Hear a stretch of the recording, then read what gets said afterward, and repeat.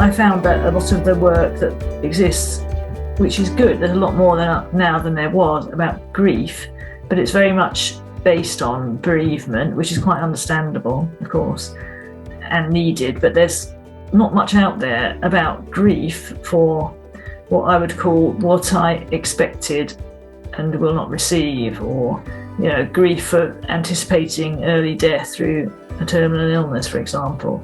Grief it's almost like anticipatory loss or loss of expectations, hope, future. So there's not very much out there on that on some of these aspects of grief. So it's become important, to try to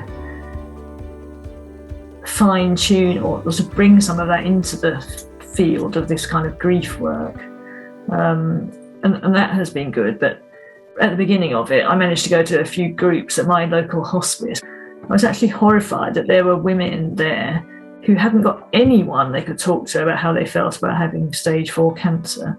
Or if they did try to talk to anyone in their family, they were either too scared the other person was too scared to encounter it, so would be just constantly saying, it's okay, you're going to be fine, or even just quite dismissive. So those hospice groups were about the only place for some of these women where they actually could say something about how they felt. And it really made me realise how in the NVC community, we're so lucky, and I'm so grateful that some of us at least have got that opportunity to be real and to express feelings about difficult stuff. Because unfortunately, in the wider society, those opportunities seem to be still very rare. And when you're going through something as hellish as terminal cancer, you need to be able to have a space where you can say exactly what you want to say about it and be heard, But it's very hard to find, very hard. That is shocking. And that's shocking to me because as a psychology student, I did a course on health psychology.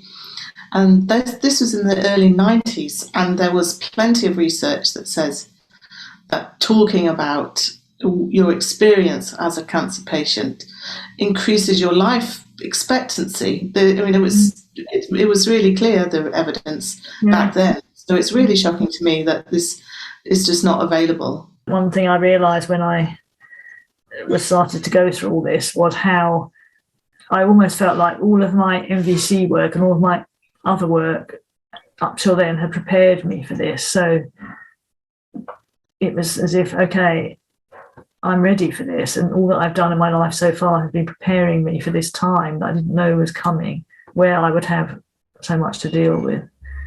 So that was another thing that I was really grateful. I've been really grateful for finding out about NVC, is that it's not even like the idea of being able to use it in the moment. It's the fact that it's influenced my personal development so much that the kind of person that I am now is different and has been partly shaped by my NVC life, if you like, which I think has probably put me in a good position now to be dealing with this very difficult situation that I'm in. And because it's an art and a science, and it's a practice. So you've practiced something in a way that's increased your capacity to hold what's going on for you. Could you name it like that? Those are my words for it, I think. But yeah, that's right. It has developed my strengths in holding difficult stuff. That would be one aspect, both for myself and others. It gives me a framework in which to understand what's happening within myself, doesn't it? And it's